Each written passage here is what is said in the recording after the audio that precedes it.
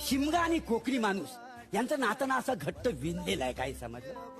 ते नातं ना कुणीच तोडू शकत नाही. काय मुंबईचे चाकरमानी ना शिमग्याला जातात ना, ते त्यांच्या आप्तेष्टांसाठी, भावभावकीसाठी जातात. आजकालची सगळी तरुण मंडळी आहे का नाही, नोकरीच्या निमित्तानं मुंबईत आहे. त्याच्यामुळे सगळी म्हातारी खोतारी माणसं गावात. त्या निमित्तानं कशी सगळ्यांची गाठभेट होते. काय समजलं? असं सगळं आहे, सगळे सोयरे भेटतात. साहेबांना तुम्हाला एक गोष्ट सांगतो, आमच्याकडे ना आंब्याचा नाही तर माडाचा माड तोडतात, पण एरवी आहे ना, झाडाच्या फांदीला जरी कुणी हात लावला ना, तर त्याच्या मागणं कोयती घेऊन लागतात. काय समजलं? हा, पण त्या दिवशी मात्र आहे ना, मानकरी ना त्यांच्या हद्दीतला माड तोडायला देतो. हो, माड तोडला जातो असा नाचवत गाजवत, म्हणजे गावात आणला जातो असा धुरला उपासलेला असतो, लाल मातीचा.